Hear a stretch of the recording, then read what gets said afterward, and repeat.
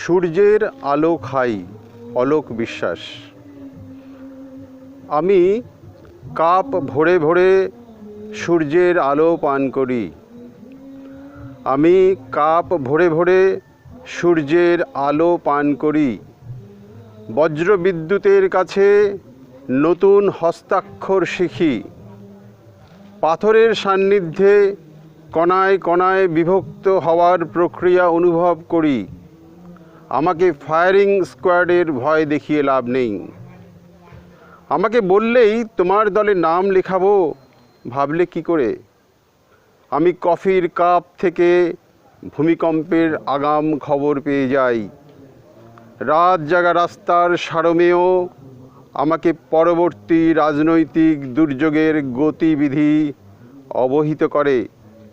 এক অন্ধকারের ভেতর দিয়ে অন্য অন্ধকারের কলোনিতে চলে যাই। আকাশের নক্ষত্র আমার অতিথি। নক্ষত্ররা আলো দেখিয়ে সতর্ক করে দিচ্ছে, ডানা থেকে মুছে দিচ্ছে ভারী কুয়াশা। সহাস্য ধমকানিতে যে প্রতীকটি আমার কুটিরে গাঁথা হয়েছে, সেটা আমার হৃদয়ের প্রতীক নয়। কাপে করে সূর্যের আলো খাই, গ্লাসে ভরে নিই উড়তে থাকা পাখিদের ধ্বনি প্রতিধ্বনি। কাহাদের লাল চোখ আমার নামে গ্রেপ্তারি, কাহাদের লাল চোখ আমার নামে গ্রেপ্তারি পরোয়ানা জারি করেছে। আমারও স্বাধীনতা আছে গ্রেপ্তারি পরোয়ানা গঙ্গার জলে ভাসিয়ে দেওয়ার।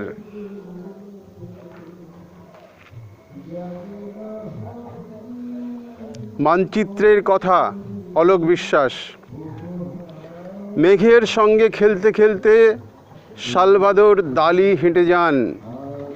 পিকাসো আর অবন ঠাকুর আমাকে দিয়েছেন মেঘের নতুন মেল আইডি।